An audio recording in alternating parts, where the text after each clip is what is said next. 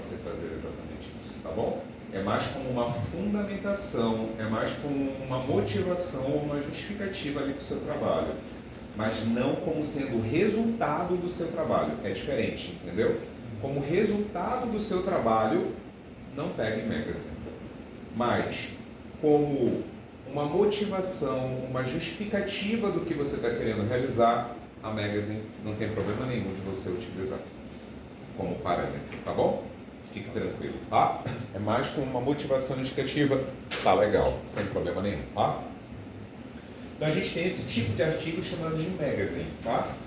Existem outras revistas que são revistas científicas. Essas revistas científicas a gente dá o nome de periódico, né?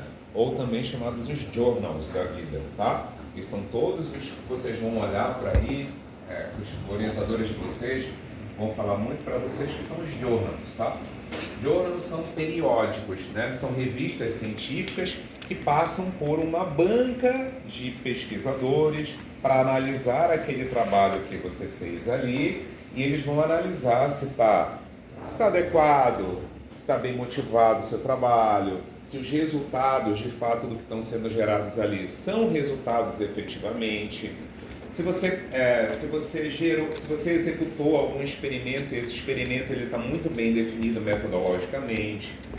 Então, tem um grupo, né, de pessoas que analisam aquilo dali. E esse grupo de pessoas são pessoas que já publicam também, ou seja, são especialistas naquele assunto e sabem das informações que estão ali. Hoje mesmo eu estava dando um parecer de um artigo dentro de uma revista, que é uma revista internacional, que é a Entertainment Computing, e nessa revista, na verdade, eles mandaram lá um artigo para mim, que era uma espécie de um jogo sério que o camarada criou, exatamente por uma questão de acessibilidade, né, de pessoas que têm algum tipo de PCD e tal, e era exatamente um jogo sério a respeito disso. O artigo estava muito bem, tinha um resultado muito bom, mas metodologicamente ele não estava muito bem definido. Então a gente dá uma consideração, sugere para que os autores, a gente não reprova. Se tiver um resultado muito plausível, a gente não reprova. A gente sugere que a pessoa, na próxima rodada de revisão, a pessoa traga um novo artigo contendo a metodologia muito bem definida ali dentro. Então isso passa por um crivo que roda, são vários rounds ali até o artigo ficar muito bem definido. Dessa forma, ele entra para ser publicado num journal ou num periódico. Isso leva, mais ou menos, tem periódicos que levam até um ano e meio para que isso aconteça, tá? Aí você pode dizer, pô, mas aí então a minha pesquisa ela pode caducar, né? Infelizmente, tá? Tem esse viés aí, tá? Já tive um aluno meu que escreveu uma revisão sistemática da literatura, que eles suponhamos, a revisão dele foi até 2024, ele escreveu em 2025 o artigo. Quando foi em 2026, saiu o resultado, e quando saiu o resultado, o pessoal disse assim, refaz mais um ano de 2025 lá, porque a gente já está em 2026. Aí o camarada refez, mandamos, e aí em um mês saiu o resultado dizendo que estava tudo ok. Infelizmente, isso acontece. Por quê? Porque muitas das vezes esses revisores que participam dessas revisões, tudo é trabalho voluntário. A gente não ganha nada a respeito daquilo. Claro, ganha a notoriedade pelo fato de você participar com um corpo de revisão dali de dentro, que é muito difícil de você entrar ali para ser revisor de determinadas revistas, né? Então isso é bom para a gente, porque a gente ganha currículo com relação a isso, né? Por exemplo, para eu ser bolsista de produtividade, eu preciso manter exatamente uma constante publicação, né? E constante, na verdade, preciso manter uma constância em participar como revisor nessas revistas internacionais. Então isso a gente ganha com relação a esse ponto, tá? Mas, obviamente, que a gente não ganha nada financeiramente para isso. E aí, como o tempo é dinheiro, né, nem sempre a gente vai estar disponível para fazer essas revisões, né, num tempo mais curto, né? Essa revista em particular, como ela tem um peso muito grande, né, eu gosto sempre de cumprir os prazos que as revistas me dão. Então hoje Eles deram um prazo final até hoje para fazer a avaliação, eu fiz até hoje a avaliação, não descumpri o prazo, né? Só não cumpri antes o prazo, mas assim, cumpri até hoje o prazo e está tudo certo, está publicado, mandei lá a revisão e está tudo certo lá. Então, o que eu quero dizer para vocês aqui? Intensifiquem os trabalhos quando vocês forem executar na RSL ou nos trabalhos de vocês, pegando sempre de journals e pegando de conferências, tá? Então, foquem sempre, né, nos artigos de vocês, nos estudos de vocês, sempre em artigos que são publicados ou em journals, né, em periódicos, ou em conferências, tá? Conferências geralmente podem ser nacionais, podem ser internacionais, né? Hoje mesmo, hoje ainda, na verdade, estava fazendo uma espécie de um rebuttal. O que é o rebuttal? Que danado é esse dessa palavra que talvez eu acho que vocês nem ouviram ainda, né? O que acontece? Quando a gente manda um artigo para uma conferência, né, isso acontece muito em conferência. Quando a gente manda um artigo para uma conferência, da mesma forma que o journal, vai passar por uma banca, né, de pesquisadores para avaliar. Qual a diferença então para o journal e para a conferência? O journal, a gente tem vários rounds de revisão até dar o parecer final. Na conferência, pelo fato da conferência ter uma data fixa para ela acontecer, só existe um round de revisão. Então, quando a gente fez aquele round de revisão, a gente vai dar um parecer e vai dizer se o artigo foi aprovado ou não foi aprovado. Se a gente for aprovar o artigo ali, a gente tem que garantir que aquele conteúdo que está dentro do artigo é suficientemente para ser publicado, porque a gente não consegue garantir que os autores vão alterar, revisar para mandar uma boa versão final para a conferência. A gente não consegue garantir isso em conferência, dado que a conferência tem um prazo para acontecer. Já o periódico, que é o journal, não tem prazo para publicar, ele é fluxo contínuo.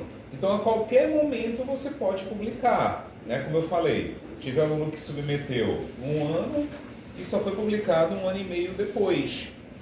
Tem problema para isso? Não. Ele só vai ter que aguardar. No caso dele, ele conseguiu aguardar porque era doutorado. Deu tempo dele poder aguardar isso aí. Mas no caso de um mestrado, não tem como o aluno aguardar. Porque imagina, para vocês conseguirem publicar daqui a 1 ano e meio, minimamente vocês teriam que fazer uma pesquisa até o meio desse semestre agora, né? Do contrário, teria que eliminar essa possibilidade. Por isso que muitos de vocês, no caso de mestrado, vão muito para a conferência. Por quê? Porque a conferência, o prazo é mais curto, né? Então, é por isso que a gente recomenda muito em mestrado e muito para conferência. No entanto, existem muitos journals cujo prazo de resposta é mais curto, tá? Por exemplo, semana passada, um aluno meu, estava até falando para o Rogério ainda há pouco, um aluno meu publicou um artigo semana passada, teve aceitação. Ele mandou o artigo em janeiro e semana passada já deu o resultado. Percebam, em dois meses, basicamente, deu o resultado lá para ele do artigo dele. Tranquilo. Qual é o prazo que a gente sabe? Em todo periódico, em todo journal que vocês forem consultar, tem um prazo lá, que é o prazo exatamente do primeiro retorno que eles dão para vocês. Aí vocês optam se vai valer a pena vocês esperarem por esse prazo ou não vai valer a pena para vocês esperarem por esse prazo, tá? Geralmente, a gente opta muito no mestrado para conferência, porque é um tempo fixo, tem mais conferências acontecendo e vocês conseguem receber feedbacks mais rapidamente do que o journal, tá? Para a RSL é interessante também para o trabalho de vocês considerarem sempre os artigos que vocês vão ler, sejam eles vindos de journals, sejam eles vindos de conferências. Não peguem de outra fonte, tá? Porque vocês vão ter problemas com relação a essas outras fontes, tá? Sandro, mas tu não estás falando de livro, aqui também não. Poxa, eu não posso considerar livro aqui na minha RSL? Pode, não tem problema. Só que qual que é o problema da gente, muitas das vezes a gente considera, porque a gente acha que livro é uma ameaça à validade da RSL. Livro, ele leva muito tempo para ser publicado. Até ele ser publicado, muitas das informações, principalmente da área da computação, que muito rapidamente gera informação e há uma atualização muito muito rápida, né, muito contínua, o livro, quando ele for publicado e for lançado, muitas das vezes as informações que estão ali naquela publicação já caducaram. Então, muitas das vezes a gente não usa livro como fonte para fazer revisões sistemáticas da literatura, tá? Exatamente só por este motivo. Aí você pode me perguntar, Sandra, mas tem livros que as informações que estão ali, elas são informações que perduram por muito tempo. Por exemplo, eu tenho na minha área, uma da área de atuação, que é a área de melhoria de processos de software, no qual existe um livro, que é de um autor chamado Watts Humphrey, que ele publicou em 1989. Esse livro de 1989, ele é válido, as informações que estão lá até hoje. Ou seja, é um livro que ele é meio que atemporal. Então ele funciona muito bem, tá? Então não tem problema de vocês adotarem esse tipo de livro, tudo bem? O que não dá são informações de livros que eles tornam-se, as informações desatualizam muito tempo, tá? Muito rapidamente. Então deem mais valor. Você pode só encostar a porta, por favor? Obrigado. Deem mais valor a journals ou conferências, porque são onde as informações são publicadas muito mais rapidamente e as atualizações de informações também vocês encontram aqui. Além disso, a vastidão de informações é enorme aqui dentro, tá? Então, por exemplo, numa revisão sistemática da literatura que vocês podem fazer, vai vir muito mais de 1000 trabalhos, porque vão vir muito mais de 1000 artigos, porque tem muito journal, tem muita conferência espalhada no mundo inteiro, tá bom? Então, priorizem, sempre quando vocês forem fazer a revisão sistemática da literatura, trabalhar com artigos relacionados a journal ou conferência. Além disso, existem vários tipos de artigos que a gente pode publicar, seja num journal, seja numa conferência, tá? Pelo tamanho, tanto pela questão de tamanho do artigo, quanto também pela forma como você pode escrever ali o seu artigo, existem basicamente 2 tipos de artigos que a gente tem. Existe um artigo chamado de short paper, né, que são os artigos curtos. Existem os full papers, que são os artigos mais longos, né, são os artigos mais completos, digamos assim, tá? Artigo curto e artigo completo. Qual a diferença dos dois? Short paper, basicamente, é quando você tem uma pesquisa que ela ainda está em andamento e você ainda não gerou nenhum resultado, né? Você não testou aquilo. É algo que ainda precisa ser testado ainda. É algo que você precisa ainda avaliar aquilo dali, validar utilizando algum estudo de caso que você está querendo utilizar em algum momento. Quando você tem esse tipo de trabalho, a gente chama isso de short paper, que é alguma coisa que está ainda em andamento. É uma pesquisa em andamento. Vocês vão ler muito por aí chamado de work in progress, tá? Ou seja, trabalho em progresso, trabalho em andamento. Então vocês vão ver muitos trabalhos dessa natureza, tá? Trabalhos dessa natureza não são válidos para vocês pontuarem aqui no PPGCC, tá bom? Então isso não é válido no short paper, porque entende-se que no PPGCC você precisa gerar um resultado, algo validado, tá? Por outro lado, você tem um full paper. Full paper são trabalhos mais longos, são trabalhos em que você gerou algo e você já testou aquele algo. Então você vai mostrar a validação daquele algo, tá? Então esse tipo de trabalho são os trabalhos que, na minha opinião, vocês devem mais priorizar, que são os full papers, tá? Ao ler para a revisão sistemática da literatura, tá bom? Porque para a revisão sistemática da literatura é interessante vocês adotarem muito mais full paper, porque a abordagem que vocês estão lendo já foi, muitas das vezes, validada ali. Muitas das vezes não, ela já foi validada ali. Para um short paper, vocês podem considerar muito quando você já tem alguma coisa incipiente ainda que vocês estão ainda desenvolvendo na pesquisa de vocês, e vocês querem apenas ouvir o que os pesquisadores que fazem parte daquela banca, daquela conferência, têm para dizer para vocês sobre aquele assunto. Semelhante aos artigos do Magazine? Isso. Só para servir de referência, exatamente. Né, de desenvolvimento. Exatamente, isso mesmo. Exatamente, tá? Então, esse short paper vale para vocês submeterem, mais para vocês ouvirem e receberem feedbacks dos especialistas do assunto, né? Será que ao ler o trabalho de vocês, o camarada diz assim, ó, talvez você pudesse direcionar por aquilo dali, tenta pesquisar sobre esse material. Quando eu for fazer a avaliação de short paper, a gente sempre se preocupa muito em fazer recomendações, sugestões para as pessoas que estão recebendo ali as informações, que é exatamente para que essas pessoas possam olhar e dizer o seguinte, ó, eu vou redirecionar a minha pesquisa por aquele caminho ali, tá? Então, se vocês quiserem, ao longo do mestrado de vocês, querer publicar alguma coisa, mas ainda não validei nada, tentem botar um short paper lá. Ele é um trabalho mais curto, geralmente ele vai até, em determinadas conferências, até 8 páginas, tá? Então, é bem curtinho, você pode dizer, sendo mais... Eu pensei que fossem 2 páginas. Não. Pessoal, quando vocês vão escrever uma ideia de vocês, muitas das vezes, 8 páginas, vocês vão reparar que é muito pouco espaço, tá? Principalmente por conta da quantidade de informações que vocês precisam embasar ali. Imagem, botou uma imagem, pronto, perdeu espaço demais, botou uma tabela, perdeu espaço demais ali dentro, né? Então aquilo dali vai perdendo espaço demais ali, tá? Tive um aluno meu que ele começou a escrever o RSL dele, eu falei, ó, você tem no mínimo para escrever o seu RSL em 20 páginas para mim. Sandro, pelo amor de Deus, como é que você quer que eu escreva 20? Aonde eu vou espremer tanta informação? Vai. Semana passada, ele chegou comigo e disse assim, Sandro, tem como a gente alongar essas 20 páginas para mais 5 páginas? Eu falei, mas lá atrás tu falaste que 20 era pouco. Sandro, eu estou espremendo para tentar reduzir para 25, eu não estou conseguindo. Ele já estava escrevendo em 32 páginas, tá? Porque é muita informação, vai entrar muita informação. Quanto mais você lê, mais embasamento você adquire. Quanto mais você vai fazendo RSL com questões de pesquisa que a gente vai ver já daqui a pouquinho, você vai gerando muitos gráficos, e esses gráficos ocupam espaço, você precisa explicar sobre aquele gráfico, não dá para só botar o gráfico, você tem que explicar sobre o gráfico.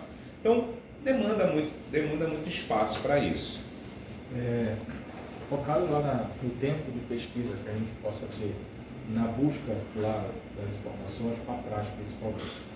Alguma sugestão em relação ao tempo de história? A gente vai ver daqui a pouquinho, tá? Vou já falar sobre essa questão. Bom, sobre a questão do tempo, né? O período em que eu teria que fazer a pesquisa. Perfeito. A gente vai falar já sobre isso, tá? Mas é essa caracterização básica que a gente tem entre esses trabalhos, tá? Obviamente que existem uma série de outras classificações de artigos aqui dentro, né? Existem artigos do tipo pesquisa, né? Ou seja, são artigos que são muito direcionados a algo muito acadêmico, que não teve uma validação, mas é algo muito teórico ali.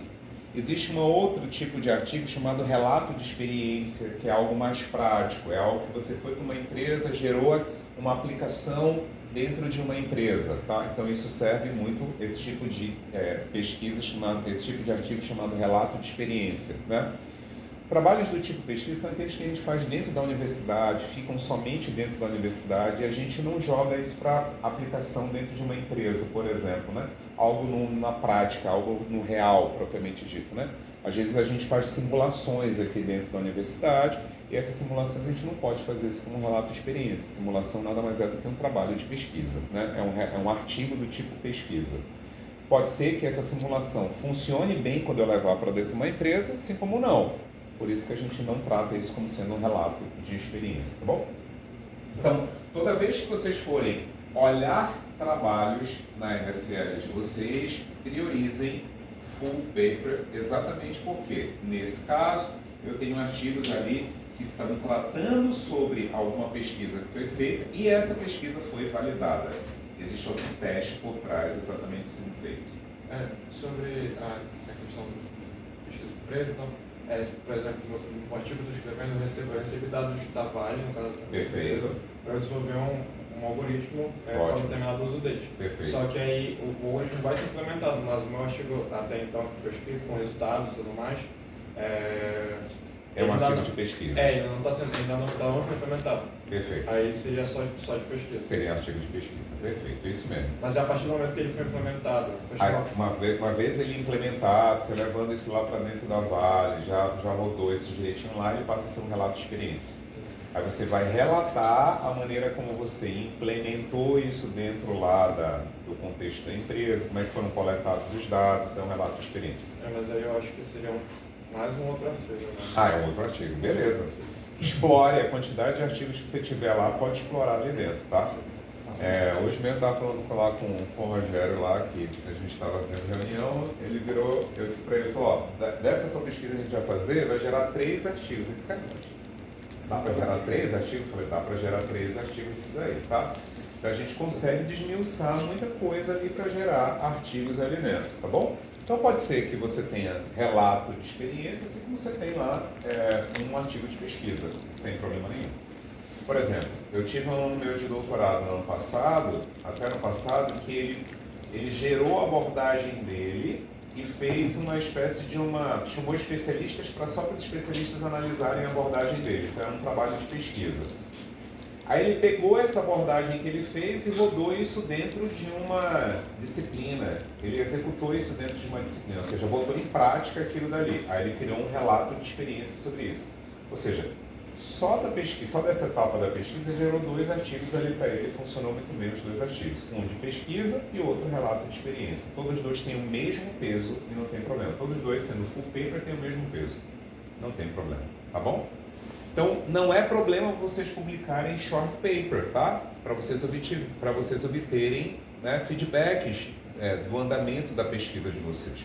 Só não vai valer para pontuar aqui dentro do PPGCC, tá bom? Então, eu já tenho um artigo short paper. Porra, não consegui atender o pré-requisito do PPGC. Ledo engano. Não, tá? A Marcélia, no final, ela vai dizer assim, short paper não entra. Só entra full paper, tá bom? Porque não entra porque, primeiro, que não tem validação, né? Não foi feita uma validação, não tem um teste relacionado àquilo que você está publicando, tá bom? Beleza? Tá. Até aqui, perguntas.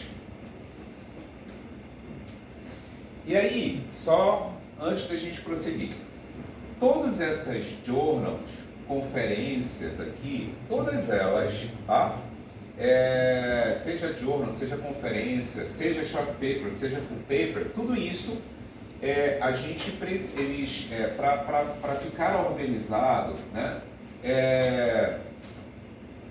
A ciência mundial criou uma série de repositórios ou bases de dados, criou uma série de repositórios que eles indexam esses trabalhos. O que é indexar um trabalho? Indexar é armazenar o trabalho ali dentro daquele repositório, tá? E deixar ali dentro daquele repositório para que vocês possam fazer consultas ao longo do tempo ali dentro daqueles repositórios.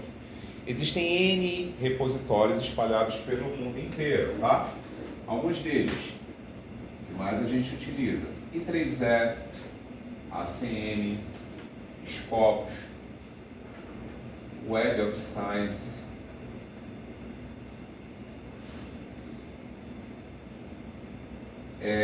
Ease of Knowledge,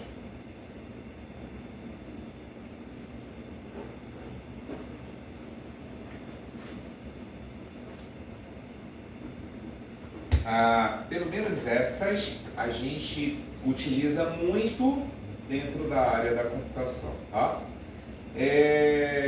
Existe acho que quando vocês entraram, né, fizeram a aula inaugural, a Marcela explicou como é que vocês analisam se o trabalho ele é válido ou não para ser publicado dentro do PPGCC, né? Acho que ela falou que vocês podem consultar no JCR, pode consultar no Scopus, né?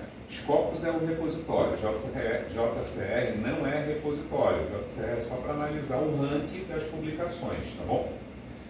Tá, Sandro, mas aonde é que eu tenho esse local onde tem todos esses repositórios, todos eles juntos, tá bom?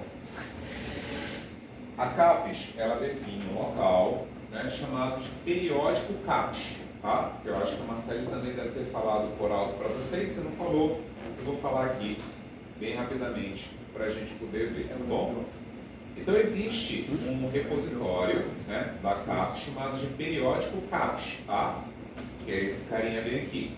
Então é periódico.capes.gov.br. Tudo bem, boa tarde? Então, nesse local, onde a gente tem lá todos os repositórios mantidos pela CAPES, tá? Primeiro de tudo, vocês precisam fazer um login aqui dentro com o login da UFPA, tá? Que é aquele e-mailzinho que eu orientei na última aula com que vocês pegassem um e-mail institucional da universidade, tá bom? Para fazer isso, como é que a gente consegue logar aqui dentro? Existe um acesso chamado, bem aqui em cima vai aparecer acesso CAF, tá? Esse acesso CAF, você vai, eu já estou logado aqui, né? Eu sempre mantenho logado eternamente isso daqui. Eu vou exatamente clicar aqui em acesso CAF.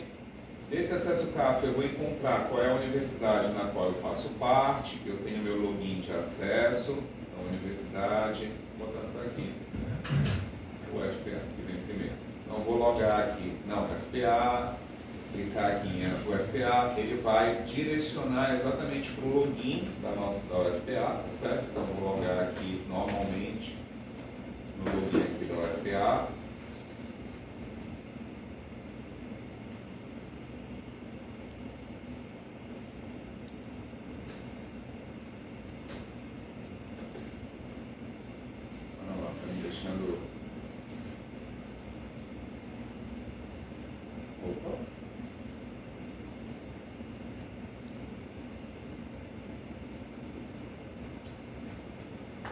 Pronto, loguei. Queria me burlar, mas não deu. Então, cliquei aqui no acesso CAF, me loguei. Agora, como é que eu sei que está logado? Porque bem aqui em cima vai aparecer, ó, você está acessando esse portal pelo UFPA.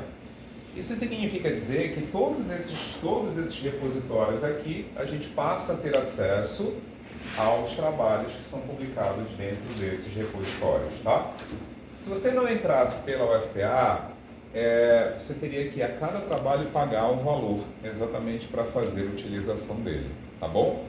Então, por exemplo, olha, retornou para mim 10 mil trabalhos para dar uma lida. Cada trabalho, né, custa em média $40 para você ter acesso.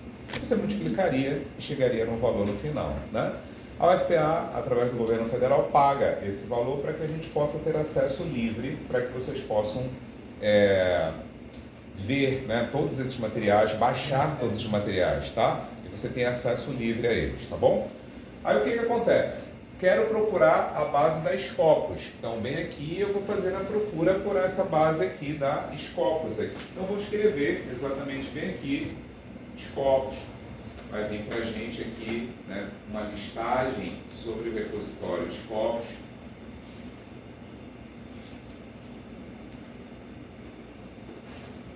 Isso já é problema de internet.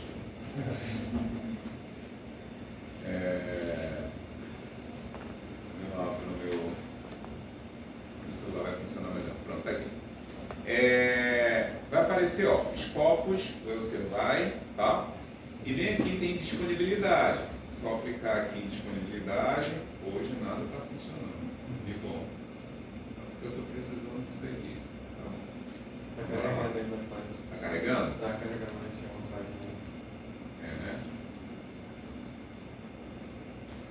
Deixa eu ver porque não entendi. Vamos lá. Vamos lá. Scopus.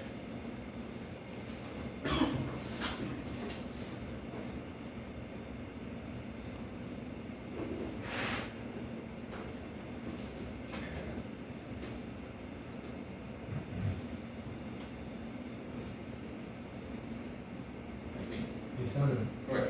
então com aquela conta que a gente abre lá do @icem.fpa, a gente consegue logar Entra aí aqui normalmente. ter acesso, né? Isso, normalmente, tá bom?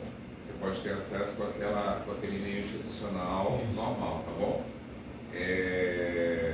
Cada universidade ou cada instituto federal paga um determinado pacote, escolhe um determinado pacote para o periódico CAPES, tá?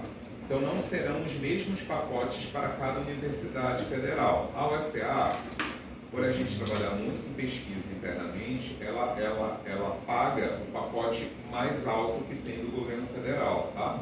Para ter acesso exatamente a todos esses repositórios. Existem determinados institutos, existem determinadas universidades que não. Por exemplo, tinha um aluno meu que era da UFRA, que o pacote de lá da UFRA não permitia o uso de determinados repositórios. Então ele teve que criar, mesmo ele sendo da UFRA, ele teve que criar aqui, quando ele era aluno de doutorado, e criou um e-mail institucional para usar exatamente os repositórios daqui, tá bom? Então, o primeiro é os Scopus, né? Então, ele vai mostrar aqui a disponibilidade, vai mostrar o linkzinho aqui. E aí, esse linkzinho vai direcionar exatamente lá para os Scopus, lá para a página dos Scopus. Então, ele está fazendo todo o login lá com a gente, exatamente para utilizando, ó. Ele redirecionou via periódico CAPS. Aqui, eu já estou fazendo uso aqui dentro, exatamente utilizando o login da UFPA. Então, todos os trabalhos que forem retornados, para a gente, se a gente quiser fazer alguma busca aqui, a gente vai conseguir ter acesso liberado em decorrência desse pacote que a UFPA libera para vocês, tá bom? Mesmo sem precisar logar Não preciso, aqui não precisa, porque bem aqui em cima ele já está avaliado pelo direcionamento do periódico CAPES aqui, então ele redirecionou pelo periódico CAPES, tá bom? Aqui é um login externo que você cria uma conta, né, dentro das Scopus, por exemplo, como eu publico muito nas Scopus, a Scopus libera para mim um login independente da UFPA. Então, posso ter esse login aqui para eu poder avaliar artigos das Scopus e assim por diante, tá bom? Mas é mais algo que é particular o acesso aqui. Direcionado por lá, pelo periódico CAPES, a gente faz todo esse processo e aí lá ele já faz o redirecionamento pela própria URL e ele te dá a liberação de acesso, tá bom? Por lá. Assim funciona para todos os outros repositórios, tá, pessoal? Então lá, quero o repositório também trabalhar com o repositório da I3E, que é um dos repositórios que mais o pessoal utiliza na área da computação. Então ele vai mostrar todos os repositórios e um dos repositórios que tem é o I3E Explorer, que é esse repositório que a gente utiliza bastante, tá bom?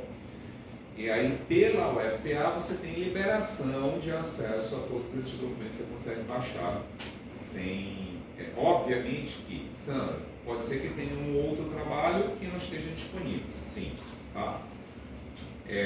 Infelizmente, nem todos os trabalhos estão disponíveis ali. O que a gente faz para a gente conseguir ter acesso? E aí, isso é uma recomendação, primeira recomendação para vocês. Quando isso acontece, a gente vê quem são os autores, tem o e-mail deles, a gente entra em contato, a gente se identifica dizendo que nós somos da UFPA, por isso do e-mail institucional. É interessante a gente ter um e-mail institucional, mandar não e-mail particular, mas no e-mail institucional, onde a pessoa vai verificar exatamente quem você é, você se identifica como aluno de mestrado ou doutorado do PPGCC, da UFPA, e que você precisa daquele trabalho exatamente para você fazer essa pesquisa. Normalmente, todos os autores retornam com os trabalhos que a gente solicita, certo? Sempre tem esse retorno, tá? Recentemente, um aluno meu precisou de 4 trabalhos e o colega lá mandou os 4 trabalhos para ele normalmente, tá? Então, aqui vai vir uma série de respostas aqui para a gente e a gente vai procurar exatamente onde é que está o I3E Explorer. Como eu não botei especificamente o que era, por isso que ele botou aqui, trouxe um monte de coisa para mim. Se eu quiser botar I3E Explorer, vai retornar aqui para mim. Enfim, aqui tem todos os repositórios para vocês fazerem buscas, tá bom, pessoal? Vocês podem fazer buscas por aqui, por todos os repositórios, que basicamente esses daqui são os mais importantes que a gente trabalha dentro da área da computação, tá bom? Beleza? Existem outros, tá? Que não tem problema nenhum de vocês utilizarem, mas os 2 principais que a gente adota muito são esses daqui, I3E e ACM, tá? A grande maioria das nossas conferências do Brasil e fora do Brasil, todas elas basicamente são indexadas por esses 2 repositórios aqui, I3E e ACM, tá? Então aqui tem... Não retornou, a busca não está muito legal não. Então aí a gente tem aqui todos os repositórios, vocês podem baixar depois para cá e fazer buscas para vocês. Estou fazendo o link aí com aquilo que tu falaste na semana passada do Parsifal. Isso, do Parsifal, é isso mesmo. Aí, a partir do momento que vai fazendo as pesquisas, vai identificando, já pega o resultado E leva vai para lá. pra Isso, exatamente. Criando já a documentação. Né? Isso mesmo. Histórico dessa pesquisa. Na próxima aula eu vou mostrar como a gente executa uma pesquisa dentro da I3E. Hoje eu vou falar sobre planejamento, na próxima aula a gente vai falar sobre execução.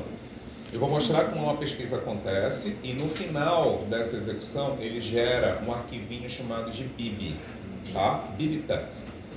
Esse arquivinho BibTeX, esses repositórios, eles baixam esse arquivinho para você, é uma espécie de um arquivinho do tipo, como se fosse um XMLzinho lá, ele pega aquele arquivo e você vai subir para o Passfol.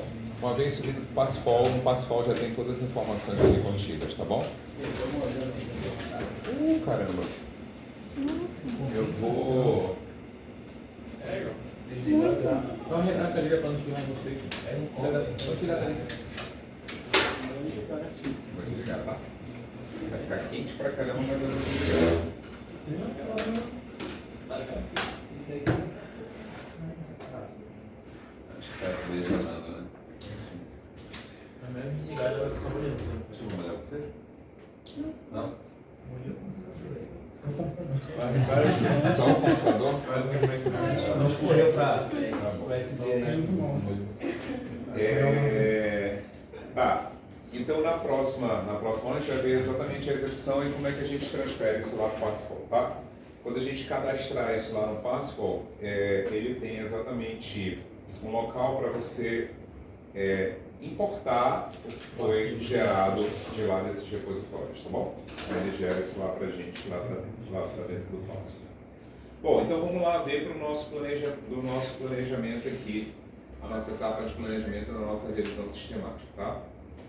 Comecei isso daqui falando que a gente precisa para a gente poder entender sobre o planejamento.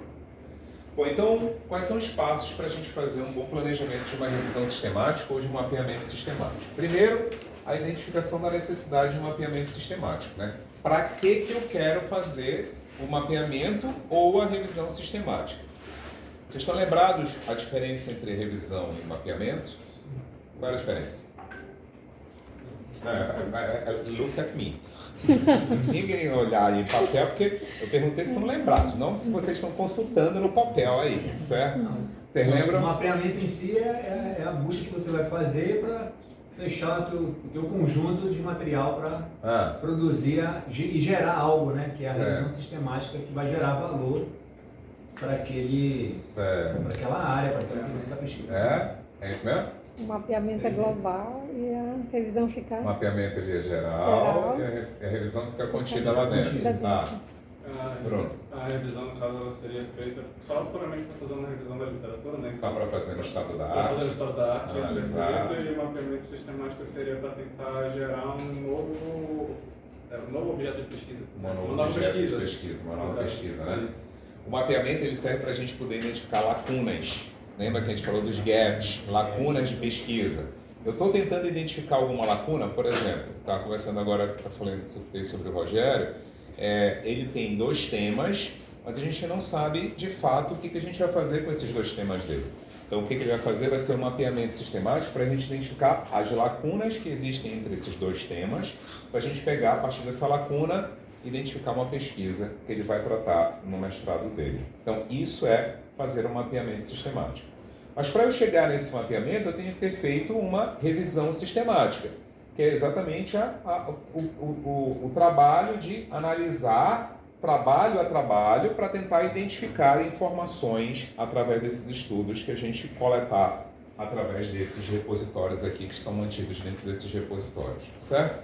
Então eu tenho um mapeamento que ele é mais amplo, para eu identificar lacunas, agrupamentos de informações. Lembra que a gente pode agrupar informações.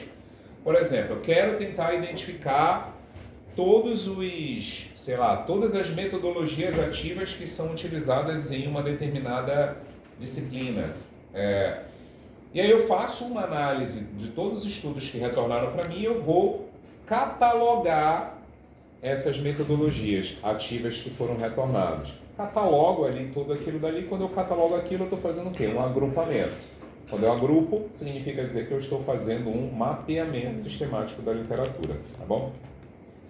Revisão é basicamente a gente fazer um estado da arte, é descobrir sobre um determinado assunto, tá? Quero ler mais sobre aquele assunto, quero ter um embasamento maior sobre aquele assunto. Isso mostra que eu estou fazendo uma revisão sistemática da literatura, tá? É mais só para eu ter um embasamento, né? Ao invés de eu utilizar, por exemplo, um magazine lá para fazer, posso utilizar exatamente estudos para tentar me embasar lá naquelas minhas citações, tá bom? Então, minha revisão serve exatamente para eu ter esse embasamento, esse estado da arte.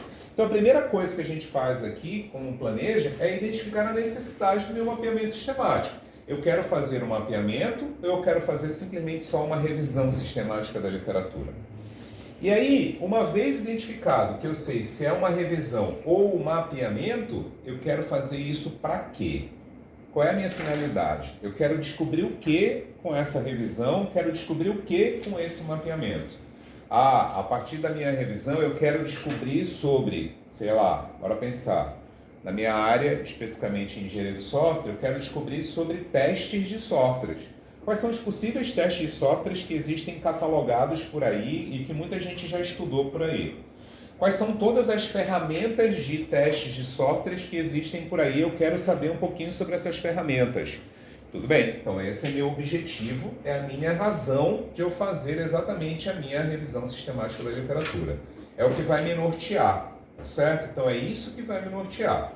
É essa identificação. A primeira coisa é fazer essa identificação. Primeiro, descobrir se é um mapeamento ou se é uma revisão. Segundo, qual é o meu objetivo desse mapeamento ou dessa revisão, certo? É descobrir sobre um determinado assunto, qual é o assunto que eu estou querendo tratar ali dentro, tá certo? Então, a primeira etapa é essa que a gente tem que fazer durante o meu planejamento, tá? Perguntas? Se eu já tenho um tema especificado, então, por exemplo, eu já estou desenvolvendo por exemplo, meu trabalho não precisa de me basear em muita pesquisa, porque meu trabalho é, olha, eu tenho esses dados, eu quero descobrir isso por causa disso. Isso. Então, tipo assim, primeiro eu desenvolvi toda a pesquisa. Perfeito. E depois eu fui pesquisar, no caso eu ainda estou pesquisando. Fez o reverso. Depois eu estou pesquisando os artigos para me basear, tipo assim, Python é isso, tá não sei o que. Aí no caso eu faria só uma revisão para poder falar, olha, o que eu estou fazendo tem embasamento na literatura por causa disso, das ferramentas que eu usei. Isso mesmo. E dos meus resultados foram esses. Perfeito. Então você vai fazer uma revisão sistemática da literatura com a finalidade de descobrir as tecnologias que estão por trás lá dos teus algoritmos. Perfeito. Ok. Então é isso que a gente chama de identificação da necessidade nesse primeiro ponto do planejamento. Ok? E uma outra pergunta. No caso, quando eu estou fazendo um trabalho que ele originou de um outro trabalho, que tipo, sugestões futuras, aí o meu trabalho originou disso. Eu posso pegar basicamente as mesmas referências que ele usou e colocar no meu? Pode. Claro que eu não vou copiar 100%, mas assim, não teria problema, pessoal. Não teria problema. Não teria problema de você pegar as mesmas referências do trabalho. Perfeito. Tá? Só cite. Faça bastante citações dentro dos seus textos, tá bom? Sim. Se você ficar copiando, colando, isso é autoplágio. Sim. Autoplágio é crime também, tá bom? Beleza? Muito cuidado com isso, tá? Eu falo isso porque aqui dentro da universidade já teve 2 colegas que foram exonerados exatamente porque foram descobertos que eles faziam autoplágio de trabalhos que eles já publicavam anteriormente. Eles publicavam e pegavam os mesmos textos e geravam novos textos com aqueles mesmos textinhos ali pré-prontos que eles tinham ali dentro. Qual que é o problema que tem isso daí? É repetição de mesmo texto. E isso é autoplágio. Por mais que, não, mas o texto é meu, foi eu que gerei aquilo. Não interessa. Se você publicou isso em algum canto, deixou de ser seu e passou a ser da onde você publicou. O direito autoral foi para aquele local onde você publicou, tá? Então, quando a gente publica algum artigo, no momento em que vocês publicarem aquela obra, existe lá um documento que vai vir para vocês chamado de direito autoral. Vocês têm que preencher aquele documento de direito autoral onde vocês passam a obra para aquele local onde foi publicado. Sandro, mas eu vou perder a autonomia de toda a informação que está ali contida? Não. A obra, sim, mas o conteúdo que está ali é seu.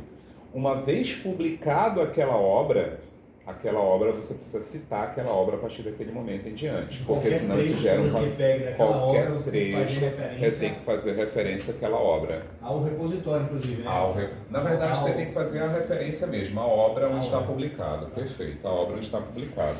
Porque senão isso caracteriza autoplágio. Por exemplo, só que no FTA, 2 colegas foram exonerados por conta disso, tá? Então tem que ter muito cuidado com isso daí.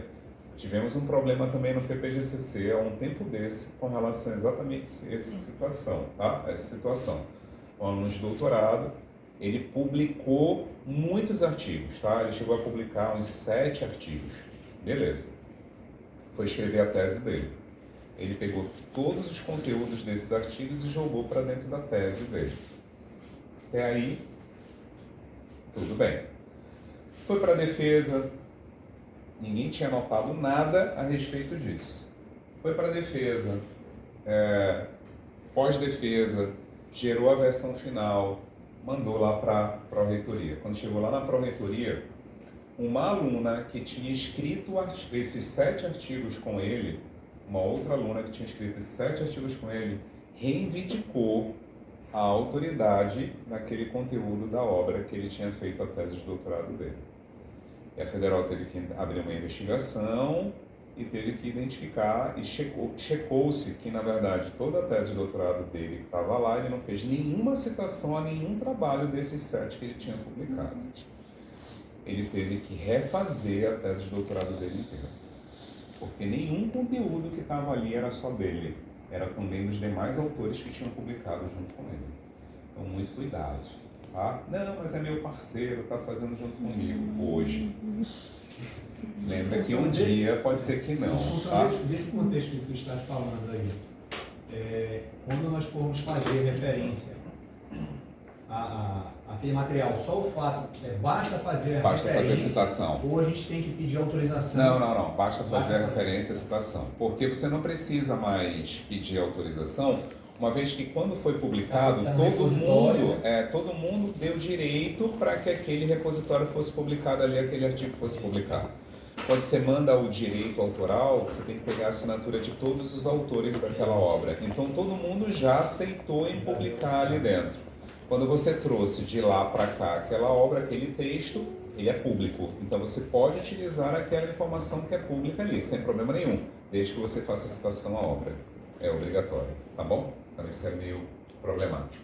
Não sei se existe a possibilidade de fazer, por exemplo, um mestrado em duplo, mais de uma pessoa. Não, é individual. Todo e qualquer mestrado. E senão eu ia perguntar, por exemplo, vamos supor, se eu fizesse algo no doutorado, no mestrado, algo do tipo assim, que seja com mais de uma pessoa, mais de um autor, né?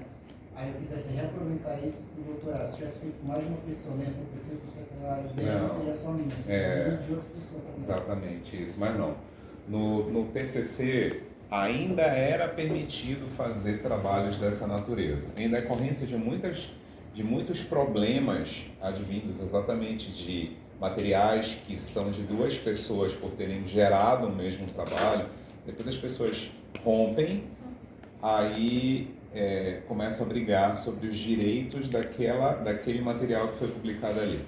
O MEC agora está mudando a regra do jogo e está exigindo que muitos dos TCCs, e aí as universidades estão se adaptando às diretrizes, que é eliminar a possibilidade de fazer qualquer tipo de TCC ou trabalho acadêmico que não seja individual. Então, se eu tiver, por exemplo, um trabalho que com mais de uma pessoa, não é possível reaproveitar aí, por exemplo, algo que seja exclusivo. Tipo, não, porque acaba sendo em dupla. A não ser que você referencie aquele trabalho, como eu falei lá para o colega aqui. Se você fizer referência ao trabalho, se você fizer citação, não tem problema, porque uma vez ele estando publicado, ele está público. Qualquer pessoa pode pegar as informações ali desde que faça a citação a ele. Tá bom? Beleza? Então, a primeira etapa da revisão sistemática é fazer essa identificação da necessidade, né, do mapeamento sistemático. Ou é revisão, ou é mapeamento. Uma vez identificado se é revisão ou mapeamento, para que eu vou fazer isso, certo? Então, vou querer fazer sobre que contexto, sobre qual a linha de atuação que eu estou querendo, tá? Descobrir aqui o contexto. O segundo passo é a criação do protocolo do mapeamento sistemático, que segue basicamente 4 etapas aqui, tá? Se vocês forem ver vários mapeamentos que existem por aí, ou revisões, envolve muito mais do que essas 4 etapas, tá? Aí vocês podem dizer, pô, Sandra, mas tu disseste que só tem essas 4 etapas. O normal é a gente seguir essas 4 etapas. A depender da profundidade que você vai dentro da sua revisão, surgem novas etapas de acordo com uns autores que eu vou mostrar lá no final, chamados de Kittian e Chartas, tá? Aqui vamos aprender essas 4 etapas apenas, tá bom? Que é suficiente para a gente fazer qualquer revisão sistemática, qualquer mapeamento sistemático, tá bom? A gente não precisa entrar na outra parte de outra profundidade, porque não vai necessitar. Primeira etapa, primeiro subpasso dessa segunda etapa é a formação da questão de pesquisa. Segundo, string de busca. Terceira, a escolha de bases de dados. E a quarta, critérios de inclusão e exclusão. Bom, bora lá. Uma vez identificado por que eu quero fazer o mapeamento ou a revisão sistemática, agora entra na formação da questão de pesquisa, que é o foco de interesse. Ou seja, o que se espera que seja esclarecido ou respondido com essa revisão sistemática da literatura. Aqui é formar questão mesmo de pesquisa, uma pergunta mesmo, tá? Questão de pesquisa é o que vai nortear o nosso trabalho. É o que eu quero ter como interesse sobre um determinado assunto, tá certo? Aqui eu vou fazer alguns exercícios aqui para a gente poder analisar direitinho o que seria uma questão de pesquisa. Eu estava pesquisando sobre essa questão da elaboração da questão de pesquisa. E aí tem umas técnicas, por exemplo, a PICO, né? Isso, que a gente vai ver aqui na nossa disciplina. Acho que depois da revisão sistemática a gente entra numa técnica chamada de PICOC, tá? Que ele vai além dessa técnica chamada de PICO. Nesse momento aqui da revisão, a gente não vai trabalhar com esse PICOC, tá? Eu vou trabalhar simplesmente com a questão de pesquisa aleatória, dado o interesse que você tem como pesquisa aqui dentro do mestrado, tá bom? Beleza? Então, eu não quero que vocês se foquem muito nesse PICOC agora não, tá bom? Nessa técnica não. Bom, eu vou selecionar alguns alunos aqui, quero relembrar um pouquinho do método, quero relembrar quais são os interesses de pesquisa para a gente pensar numa questão de pesquisa que seria para revisão sistemática, tá bom? Isso. Qual é o teu tema de pesquisa? Visualização de informação. Visualização. Na área de? Esportes. Esportes? Legal. Visualização de informação na área de esporte. Se você fosse... Bom, então aqui a gente já identificou lá o que você estava querendo, né? Visualização da informação na área de esporte, certo? Sim. O que você tem como indagação dentro dessa linha de atuação? Eu quero entender quais são os tipos de dados, as técnicas, os métodos de avaliação e a principal contribuição que os artigos estão fazendo dentro dessa área. Beleza. Isso é sua questão de pesquisa para cá, que a gente chama de foco de interesse, tá? Tudo que a gente tiver como indagação, isso trata aqui como a nossa questão de pesquisa aqui dentro, tá bom? Então é o que gera a nossa indagação sobre um determinado assunto, tá? Então o que eu estou querendo que seja esclarecido? A gente vai aprender uma técnica futuramente chamada PICOC, que é uma técnica muito mais sistemática para a gente chegar na questão de pesquisa. Mas nesse momento eu não quero trabalhar isso com vocês, eu quero ser uma coisa mais empírica mesmo, para a gente pensar isso mais lá na frente, tá? Vou pegar um outro exemplo, tá bom? Aqui. Você. Qual que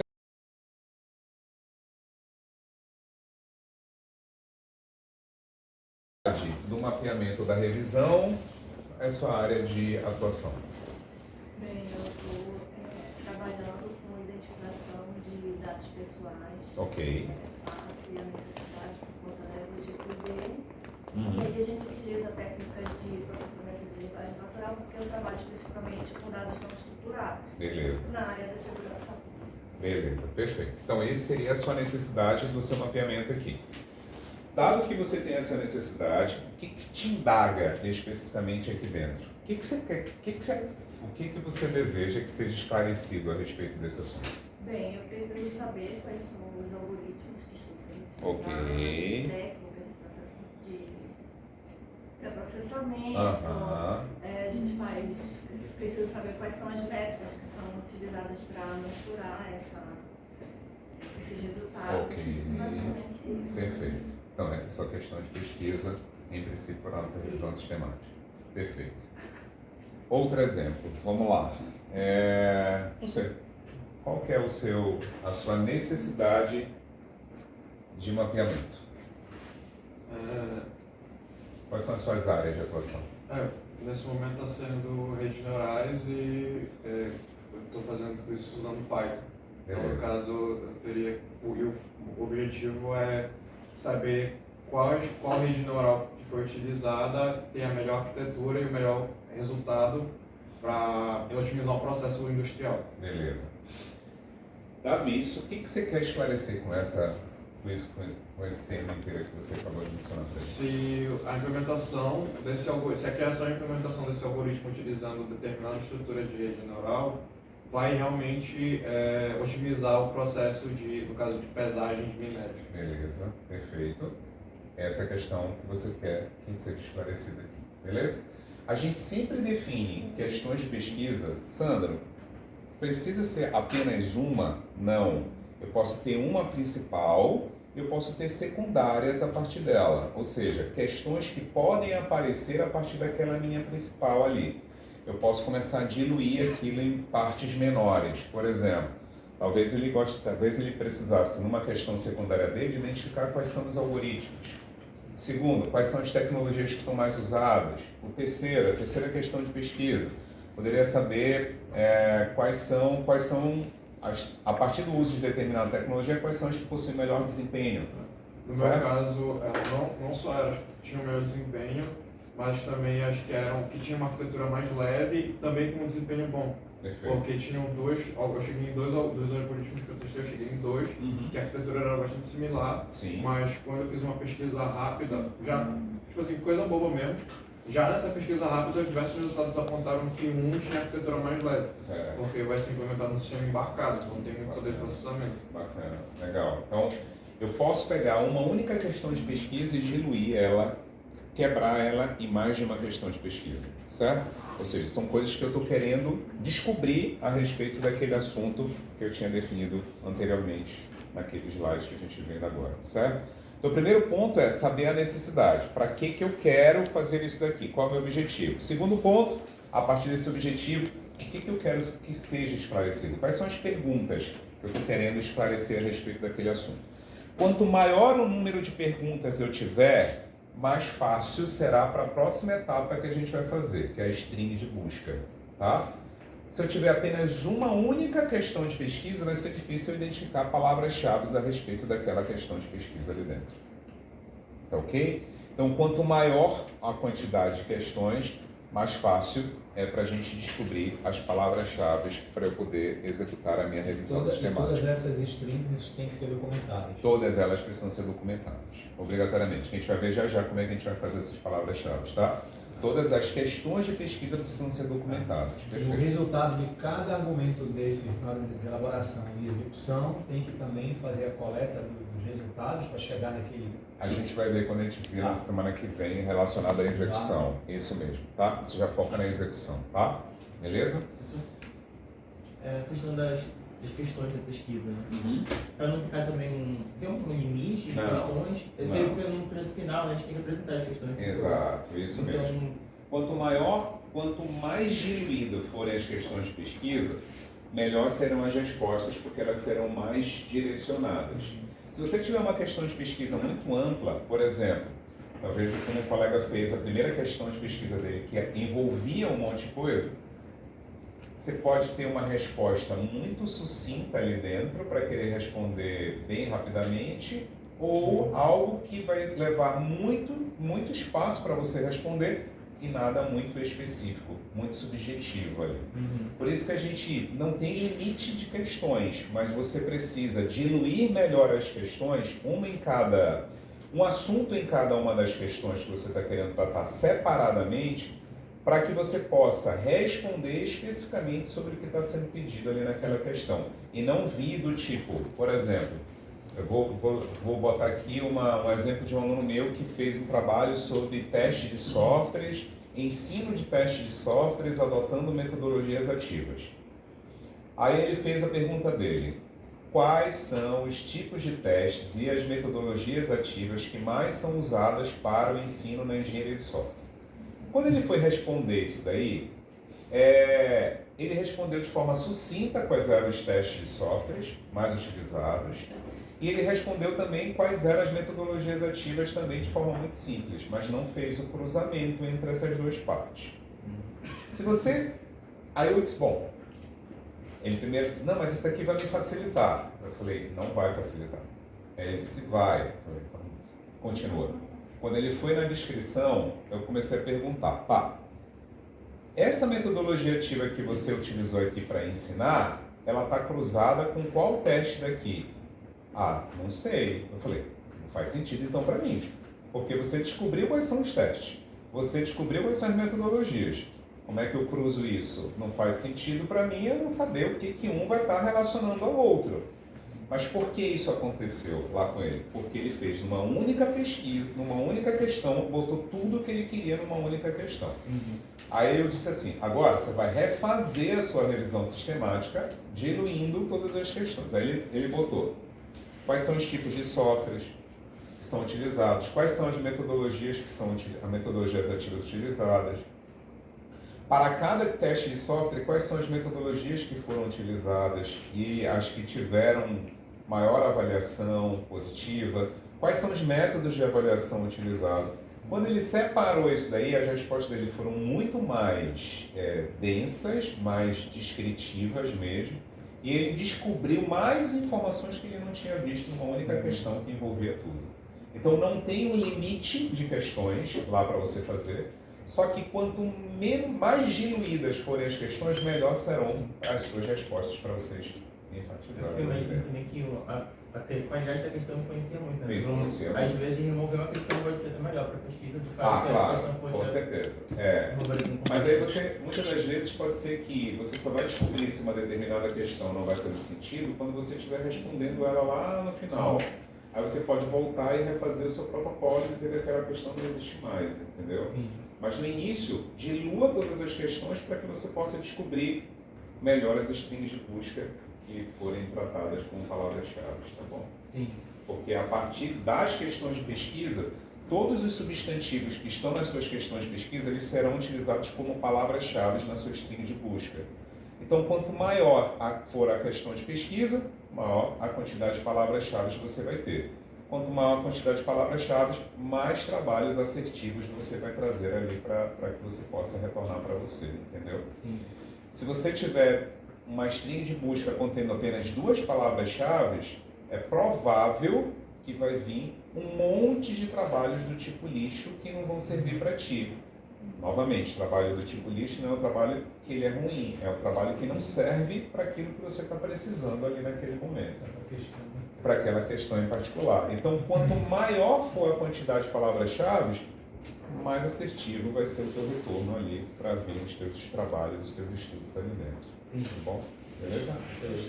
Então, você precisa criar uma quantidade de palavras, uma quantidade de questões bem diluídas, tá? E não questões muito amplas, que talvez você não consiga responder nada com uma única questão.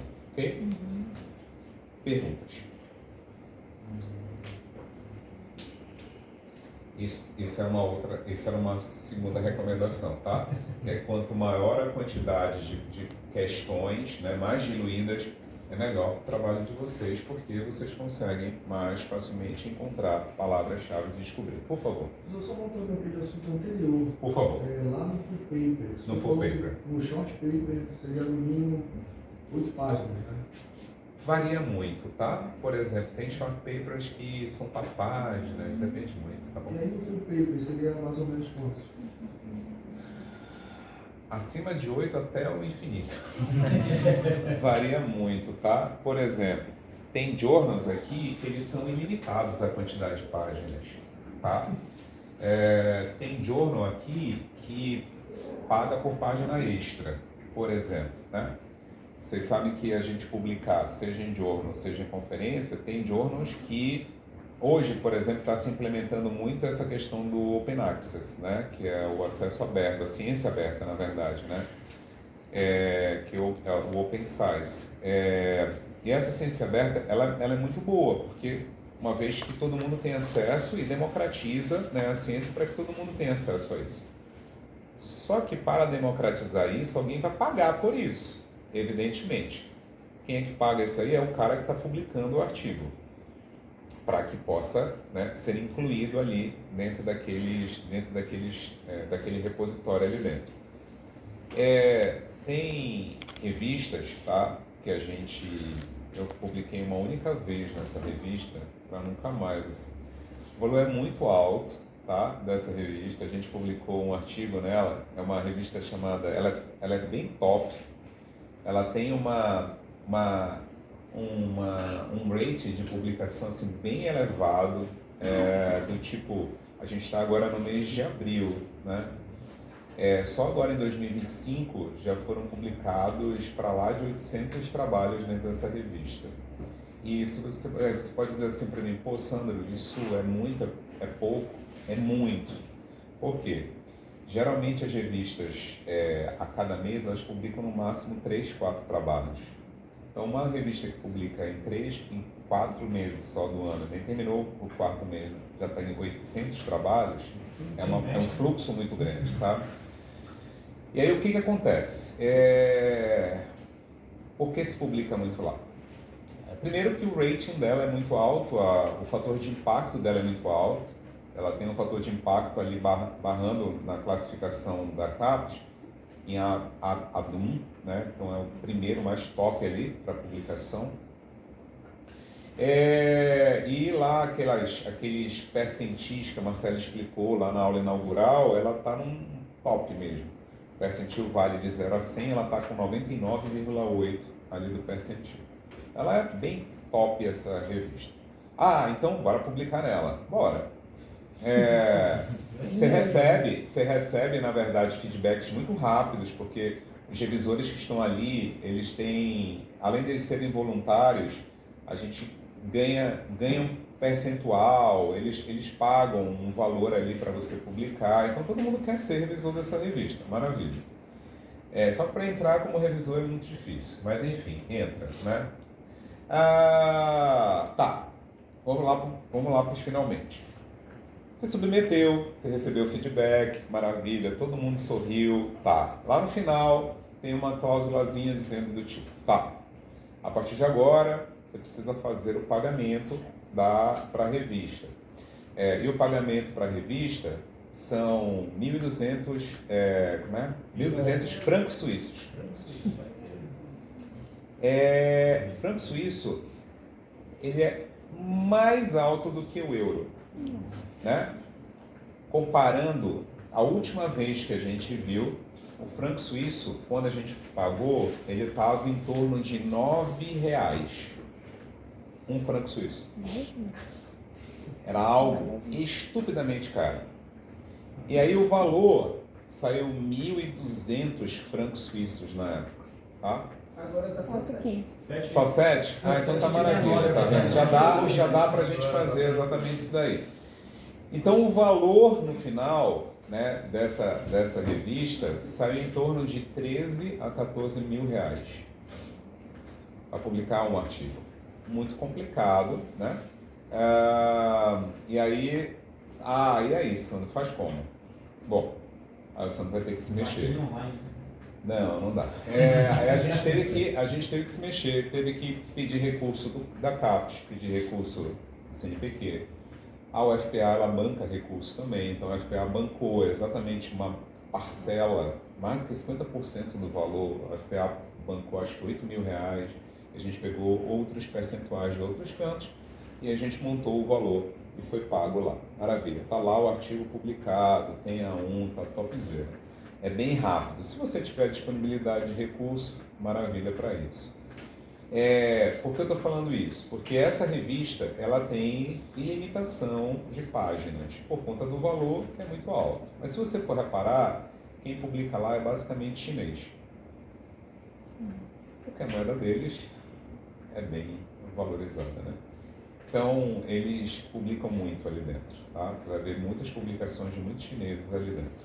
São artigos muito bons, mas fica difícil de ter acesso a determinadas revistas como essa, tá? Então, antes de você publicar, antes de você submeter, veja se tem uma coisa chamada de APC. APC é a taxa, tá? É essa taxa que a gente tem que verificar qual é o valor dessa taxa. Então, lá dentro da revista está dizendo qual é o valor da taxa e se é paga por taxa extra também, página extra, tá? Às vezes ela limita, a revista paga-se nesse valor de até 20 páginas. Qualquer página extra são mais $100. Tem revistas que fazem isso, tá bom? Então, tem que verificar exatamente isso, tá bom? É por isso que é tema infinita, né? Aí é infinito, né? Se eu estou escrevendo um artigo que eu já estou escrevendo um artigo, tem uma metodologia. E aí, por exemplo, os resultados começam a sair de um jeito que eu sei que não é o que eu quero, não é o que eu esperava, e aí eu mudo essa abordagem, mudo essa metodologia, uso outras tecnologias e tudo mais, e começo a sair como eu quero. Vale a pena eu mencionar o que eu fiz anteriormente? Vale, como histórico. Vale sim. Acho que é importante, até na tua própria metodologia do teu trabalho. A metodologia, o que você fez anteriormente como uma forma de simulação, ou de uma análise, ou de um estudo prévio, isso entra na tua própria metodologia dessa nova pesquisa que você está fazendo agora. Entra, tá? Como um estudo piloto, por exemplo. Isso entraria. Perfeito, entra assim, tá? Bom, e aí então, a segunda etapa é a formação da questão de pesquisa, né? Que mostra o que a gente chama de foco de interesse aqui. Vou pular esses dois próximos slides, que só são exemplos de questão de pesquisa, mas a gente já fez aqui exemplos dentro da sala de aula. Eu acho que esses slides até disponibilizei lá para você. Já.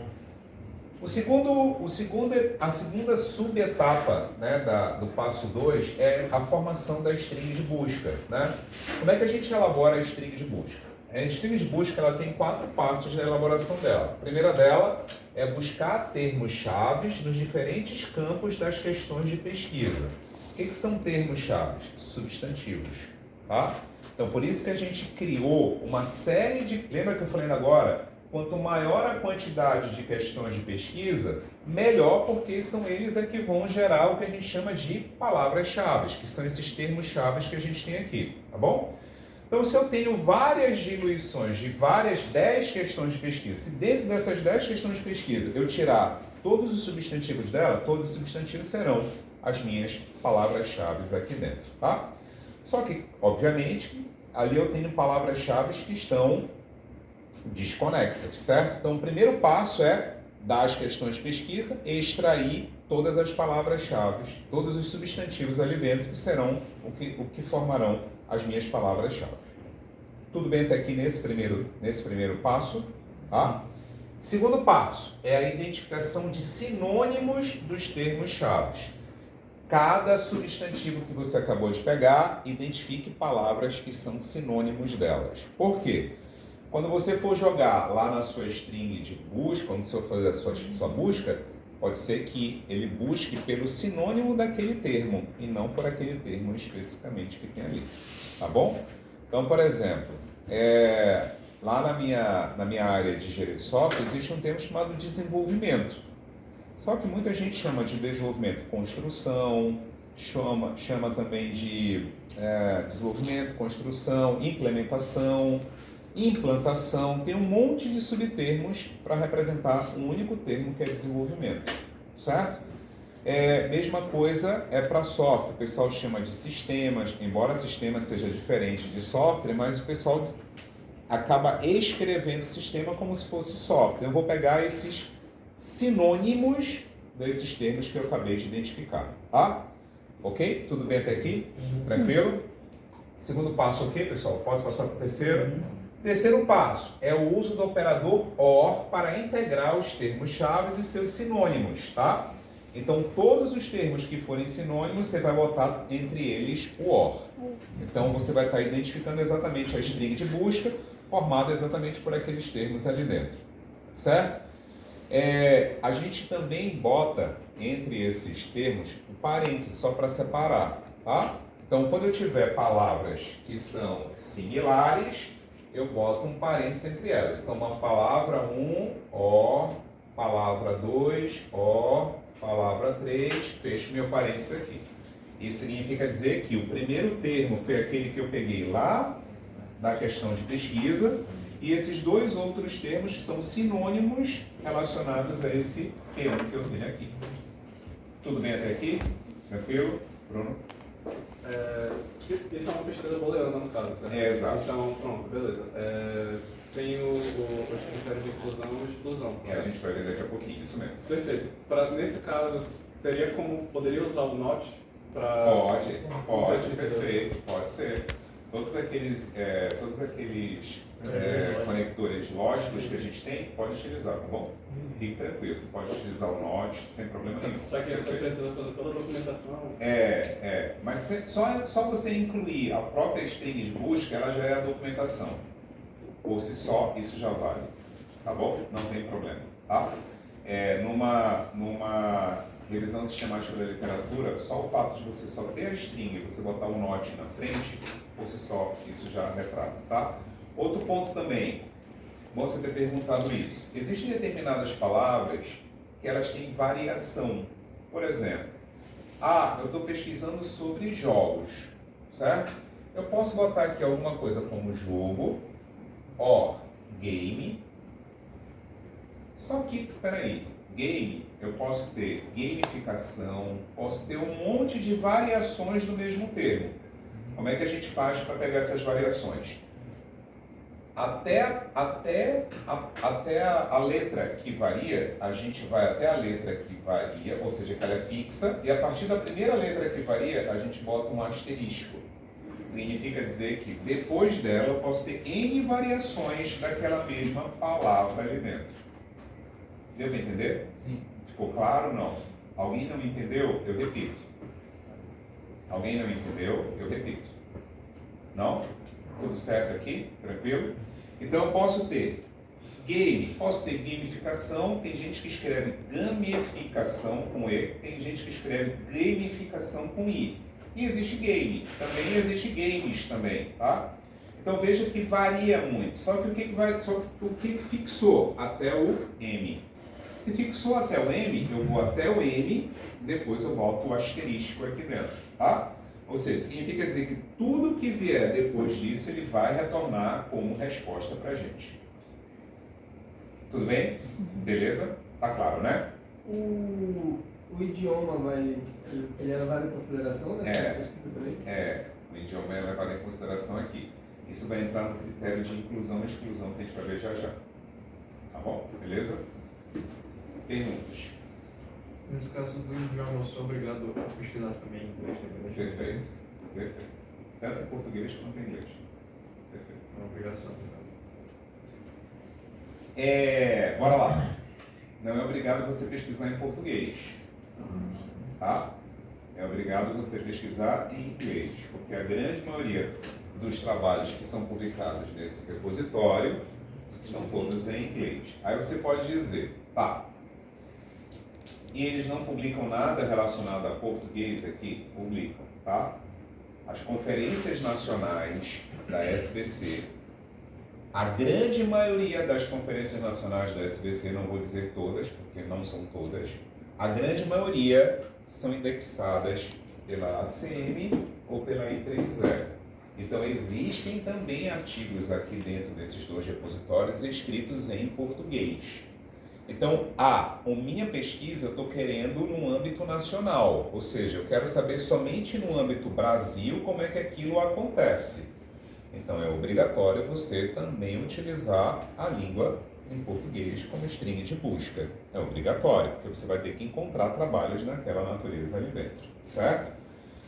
Não, mas a minha linha de pesquisa é tanto nacional quanto também internacional, né? Procurar trabalhos aí fora no mundo inteiro. Então você tem que ter as duas strings de busca, a em português e a em inglês, obrigatória, separadamente, tá?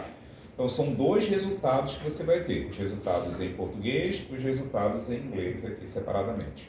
Fazendo a busca em inglês, acredito que quase todo canto do mundo o pessoal faça algum tipo de indexador, né, com palavras em inglês. Né? Faz. Então, fazendo a busca em inglês, não tem a possibilidade, por exemplo, um trabalho que é em francês ou espanhol passar desapercebido na minha busca, ou tem essa possibilidade? Por isso que a gente vai ter os critérios de inclusão e exclusão daqui a pouquinho, que aí nesse caso você vai remover trabalhos ali que não são daquela língua que você está atuando. Aí é aquela primeira pré-seleção que a gente falou lá na aula anterior, que você tem que pré-selecionar somente os trabalhos que passaram no seu critério de inclusão e exclusão. Aí você começa a excluir os trabalhos que não forem naquela língua que você está utilizando ali dentro. Tipo, um aluno meu, por exemplo, ele utilizou somente inglês e português e veio um trabalho em mandarim para ele. Ele removeu, porque não fez parte do escopo dele ali dentro. Ah, mas e se aquele trabalho fosse tão bom para ele, interessante para ele? É a ameaça à validade da revisão sistemática. Como toda pesquisa vai ter uma ameaça à validade. É uma limitação que você vai ter dentro da sua pesquisa. Então, ou você inclui todas as línguas e depois você vai ter que fazer tradução literal daquilo, né?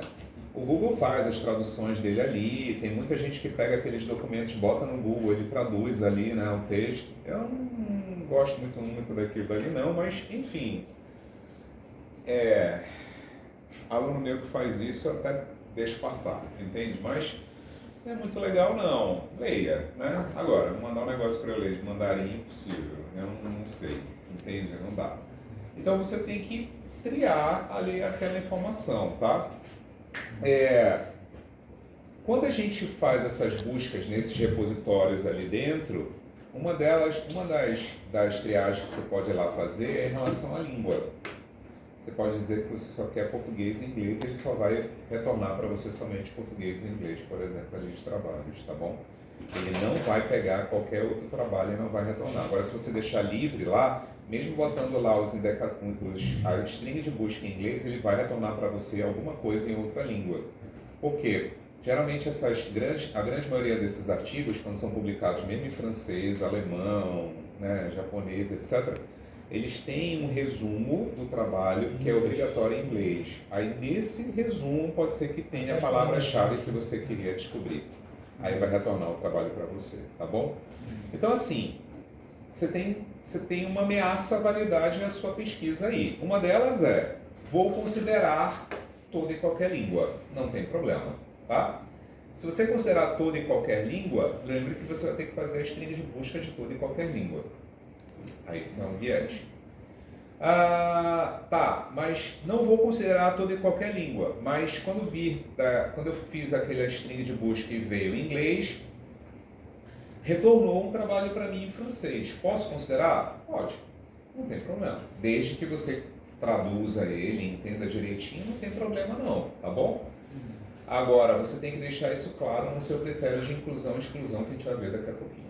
É obrigatório no critério de inclusão e exclusão você definir isso, tá bom? Beleza? Você pode dizer que a string de busca você só vai considerar em inglês, porém, os trabalhos você pode vir em qualquer outra língua, não tem problema. Tá bom? Beleza? Alguém levantou a mão para fazer outra pergunta? É que eu estava deixando participar e eu percebi que existem alguns termos-chave que são dependentes de contexto. Por exemplo, como eu estou trabalhando com a detecção de drones, né? Então eu coloco assim, drone detection, né? Só que esse detection, esse termo, ele é muito também associado à aplicação do drone para detectar outras coisas. Então vem uma porrada de trabalho que é fora do escopo. Aí essa parte aí só pode ser resolvida então no caso dos critérios de seleção, né? Exatamente, isso mesmo. Então, não tem como a gente fazer. Por exemplo, tem determinados termos que são utilizados numa área e na outra representam outra coisa completamente diferente. Mas dentro da mesma área... Dentro da mesma área tem termos completamente diferentes, né? Por exemplo, na minha área tem um termo lá que é chamado de requisito. Mas requisito pode ser tanto requisito de software quanto requisito de outra coisa que não seja relacionada a software, entendeu? Então isso é muito amplo. Pode ser que eu bote requisito aqui e fique generalista demais. Por isso que a gente tem que utilizar esses sinônimos aqui com o objetivo de cada vez mais eles tornarem a pesquisa muito mais específica. Exatamente. Um sinônimo que seja quase um dialeto sobre aquela área. Né? Exatamente. Nesse caso, o uso dessa palavra-chave dentro da mesma área é usado pelos autores lá De diferentes maneiras. Aí é aquela história que eu falei há pouco sobre a questão de vai vir muito lixo. Não tem o que você fazer, porque se ele é utilizado aquele termo para diferentes formas ali dentro, vai vir muito texto e você vai ter que fazer a triagem, ler pelo menos o resumo, que é a segunda etapa que a gente tem lá. Não tem outra maneira, tá? Porque se o mesmo termo é utilizado de diferentes formas, não tem outra maneira, a não ser que você utilize sinônimos. Aí esses sinônimos também, talvez você pode deixar esse termo de lado e só utilizar o sinônimo, mas por aí exemplo. Ele vai pegar esse termo também com base no sinônimo que foi passado, ele vai esquecer esse termo.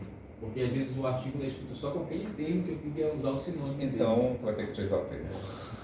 E você vai ter que fazer a triagem mesmo na mão. Infelizmente, é a triagem na mão. É a triagem na mão, não tem como, tá?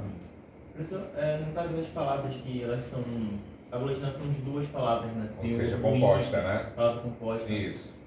Ele vai pegar os termos separados ou se eu aplicar o if, ele vai entender aquilo ali como uma palavra só? Maravilha. Termos compostos.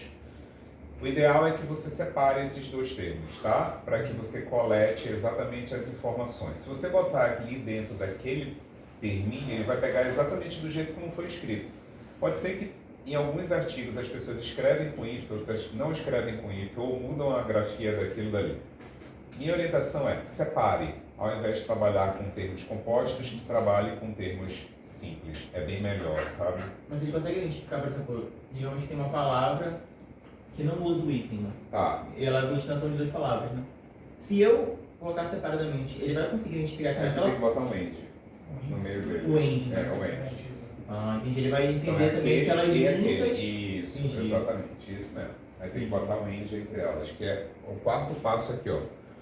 O uso do operador end para integrar os diferentes termos chaves aqui que a gente tem. Então, se você utilizar termos separados, você tem que botar o end exatamente para você aglutinar e dizer que você precisa daqueles termos juntos ali dentro.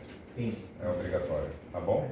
Então, o entre sinônimos, o end entre termos que são diferentes ou que são compostos.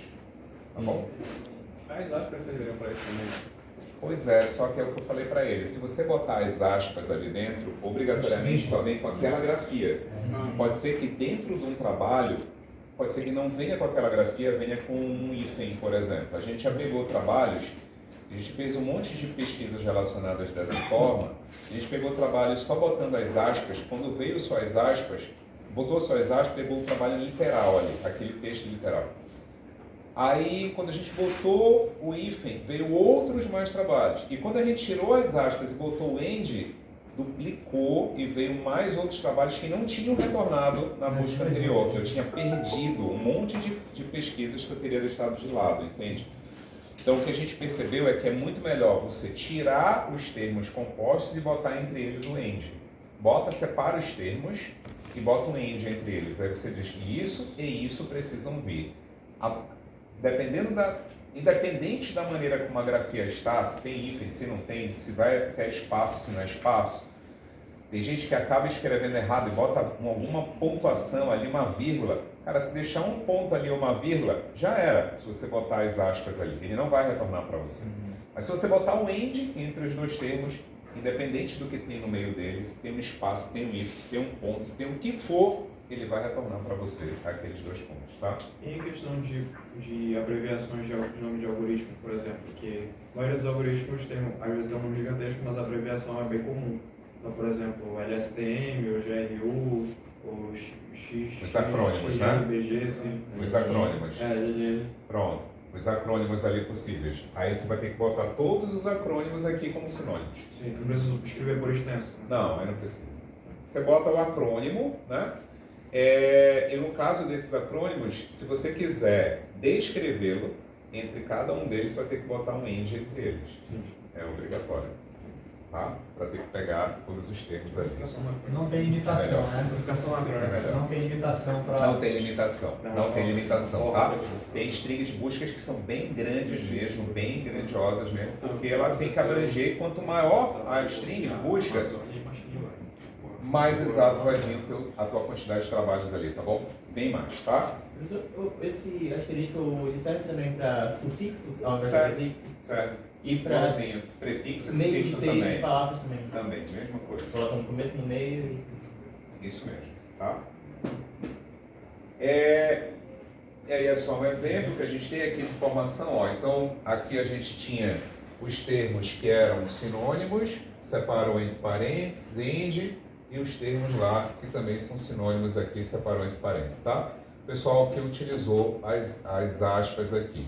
Esse foi o problema que a gente teve, que eu falei ainda agora para vocês a respeito, tá? Acabou voltando. Exatamente. Esse é um problema. E o que a gente faz para não ter esse problema é botar software and evaluation, tá? Software and test. Software and testing. Eu poderia muito bem, ó, suprimir aqui ao invés de teste e testing, botar teste e botar um asterisco bem aqui, exatamente para ser melhor, tá bom? Já cobriria os dois. Bem, contexto. Exatamente, isso mesmo. A última etapa aqui é a base, não, a terceira etapa é a base de dados, tá? A gente vai deixar a última etapa para a próxima aula. Bom, a base de dados é a identificação das fontes, né? Ou seja, onde a gente pode pesquisar, né? Então, existem uma série de referências que eu mostrei ali para vocês naquele periódico CAPES. Tem um monte de bases ali dentro. As principais da área da computação são essas que a gente tem aqui, 3E, ACM, Scopus, Web of Science, Wiz of Knowledge. Então, tem um monte delas, tá? Tem a Wiley, mas por que a gente não bota a Wiley nem a Spring lá? Tanto a Wiley quanto a Spring, elas estão dentro da Web of Science ou estão dentro da Scopus. Então elas já abrangem.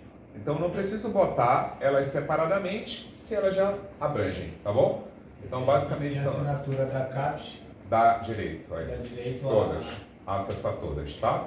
Só que óbvio, se você... Não, olha, eu quero ser bem abrangente, eu quero pesquisar em todas as bases. Lembrando, toda vez que você rodar uma string de busca ali dentro, vai vir um monte de trabalho. Quanto maior o número de bases, maior vai ser a quantidade de trabalho que você vai ter que ler ali de dentro. Talvez tenha muito duplicado. Vai ter muita duplicação. Vai, por conta da indexação que são feitas em bases diferentes. Perfeito. Tá bom? Por isso que a gente não adota a Wiley e a Spring. Por quê? Porque todas elas estão dentro das Scopus.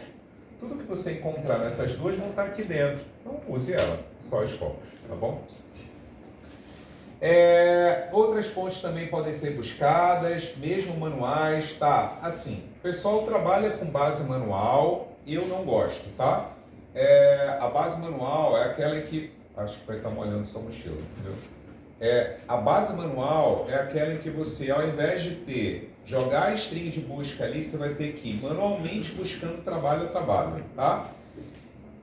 Isso é o cão, não tem como, tá? Existe um repositório da SBC onde tem todas as conferências brasileiras, tá? Depois vocês podem até buscar lá, que é a SOL, tá?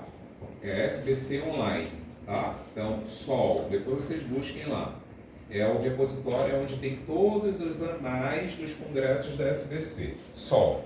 SOL significa SBC Online, tá? Lá tem todas as conferências, tem todas elas lá dentro, conferências brasileiras, tá bom? Todas as conferências, workshops, simpósios, tem tudo lá dentro. Todos os anais. Problema. Nada é automático ali, tudo é manual. Você vai ter que pegar anais por anais dali de dentro e você vai ter que olhar um a um se o trabalho interessa para você ou não. Esquece, eu não faço isso e nem mando os meus alunos fazerem. Se os orientadores quiserem que vocês fazerem, parabéns com o orientador de vocês. Os meus 3 alunos aqui não farão, então eles vão fazer buscas somente automáticas nas bases deles, tá? Então a gente tem a escolha das bases de dados, tá? Basicamente a gente escolhe essas daqui, tá, pessoal? ACM, 3E, é o Compendex, que é aquela Wiz of Knowledge, que é a mesma coisa, é o Compendex, o Wiz of Knowledge, é a mesma coisa, Scopus.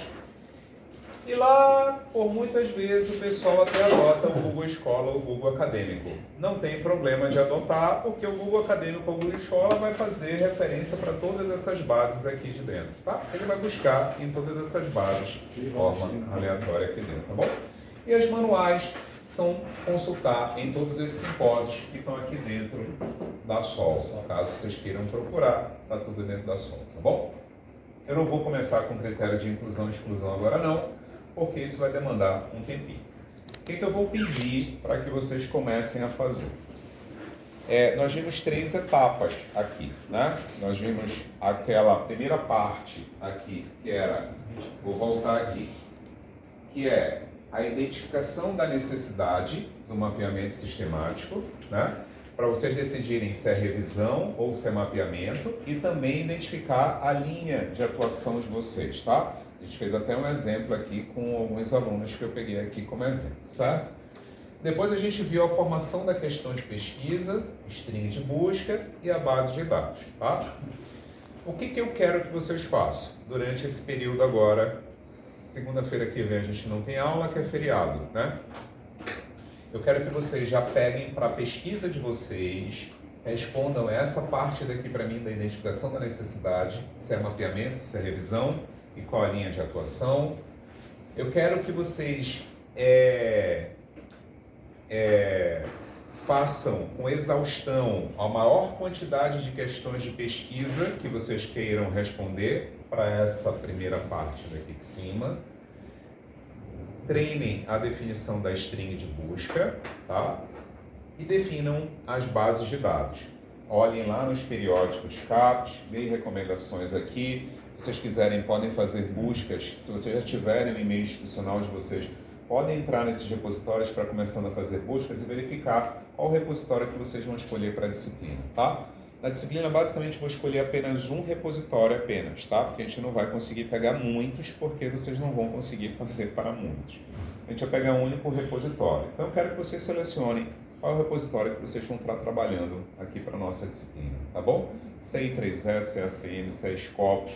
Eu preciso da identificação do repositório e preciso que vocês justifiquem por que é esse repositório, tá?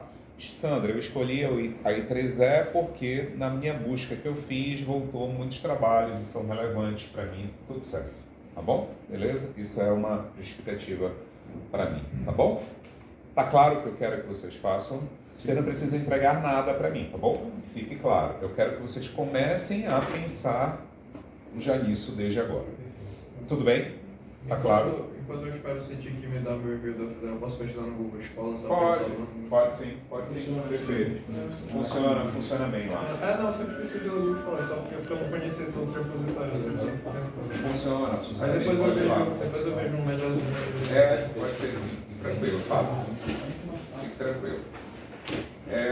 Pessoal, deixa eu só fazer a chamada de vocês estão liberados aí, tá?